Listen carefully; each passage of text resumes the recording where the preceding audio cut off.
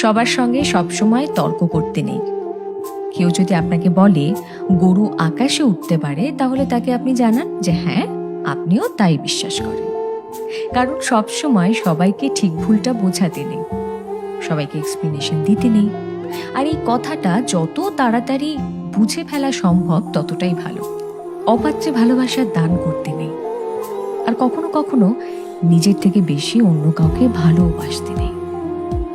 নিজের সমস্ত দুঃখ কষ্টের কথা সবাইকে বলতে নেই। বিশেষ করে নিজের দুর্বলতাগুলো কারোর সঙ্গে শেয়ার করতে নেই। কিছু জিনিস একটু ব্যক্তিগত রাখা দরকার।